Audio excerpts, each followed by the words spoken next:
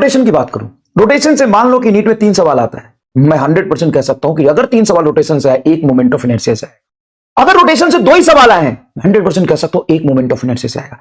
और रोटेशन से अगर एक ही सवाल आया है तो 50% चांस है कि मोमेंट ऑफ इनर्शिया से आएगा। ये मैंने 20 साल का पेपर देखे। अगर रोटेशन में 50 सवाल है तो 20 सवाल मोमेंट ऑफ इनर्शिया के पूछे, मतलब 1/3 से भी ज्यादा।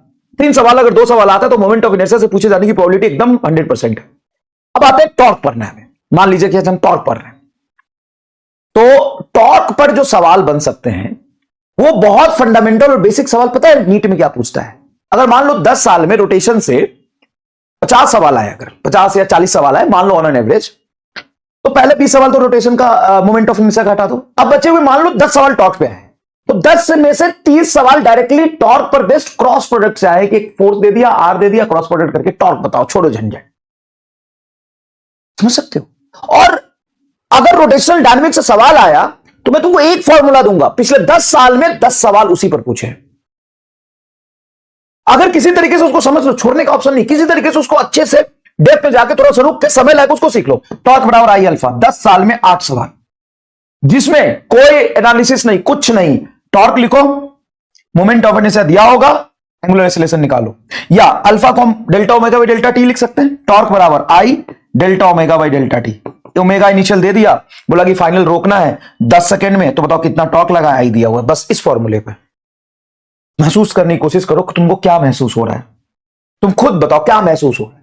कई बच्चे ये भी कह रहे थे कि सर एकदम नीट रिलेवेंट क्वेश्चन प्रैक्टिस कहां से करनी है, बट 100 एक ही बात बोलूंगा, दोबारा नहीं बोलूंगा, एक ही बात बोलूंगा। बहुत मेहनत से एक चीज बनाई है मैंने, उसका पीडीएफ भी अपलोड करा दूंगा, लेकिन हार्ड कॉपी से पढ़ोगे ज्यादा होगा। मिस्टर फिजिक्स, आपको एमआर फिजिक्स मतलब एमआर मतलब एमआर मैनी, मिस्टर फिजिक्स करके, वो आप ले सकते हो गूगल या उससे अमेजन से, और वो मैं आपको बैच में अपलोड करा दूंगा। 100% बैच में मैं अपलोड करा दूंगा उसके पीडीएफ। काम इतना रहता है, बैचेज इतने रहते हैं कि मैं भूल जाता हूं। ये देखो, अगर तुमने ये कर लिया तो नीट 2025 में भी, नीट 2025 में 40 से 41 सवाल इसी से आए थे।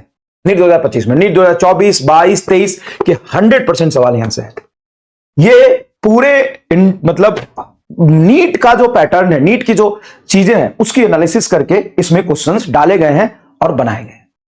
समझ लो बात मेरी आप, उसी से बनाए गए। तो इसका पीडीएफ भी मैं अपलोड करा दूंगा। तुमको कुछ नहीं करना, यहां से कंसेप्ट पढ़ो, चीजें सीखो और यहां से सवाल लगा लो। 100% तुम्हारी सब कुछ कवर हो जाएगी। ठीक है, जब ये चैप्टर पूरा हो जाएगा तो मैं इसी से काम करूंगा, लाइव लेके मैं क्वेश्चन होमवर्क देके डिस्कशन किया करूंगा। ये अभी से शुरू कर लेते हैं, अभी तक रोटेशन तक हम आ गए, आधा 11 से ज्यादा हमारा 60% 11 खत्म हो जाता है रोटेशन तक, 60% 11 हो गया। काम करता हूं, सब लोग पहले ये हार्ड कॉपी ले लो या मैं सॉफ्ट कॉपी अपलोड करा देता हूं। अब इससे मैं होमवर्क दूंगा, अभी नहीं, 5 दिन बाद से। प्लीज सब भरोसा रखना, जल्दीबाजी मत करना। इससे मैं आपको पीडीएफ अपलोड करा दूंगा, चाहो तो हार्ड कॉपी ले लो, ये ज्यादा सही रहेगा। इसका आंसर इसमें है, और जिसमें डाउट होगा मैं होमवर्क डिस्कशन क्लास में करूंगा। ठीक है, और ये काम मैं यकीन 2 में भी करने वाला हूं, आपके साथ भी कर दूंगा। ठीक है, इससे क्या होगा कि आपकी 100% पूरी तैयारी हो जाएगी। जैसे मैंने बोल दिया कि मोशन इसना स्ट्रेट लाइन का ये 50 क्वेश्चन मार्क करा दिया, और ये 50 क्वेश्चन मैं लाइव डिस्कस करूंगा, यकीन में भी और तुम्हारे साथ भी। ठीक है, समझ में आया बातें? क्लियर है एकदम? चलो अब हम शुरू करते हैं आगे की कहानी।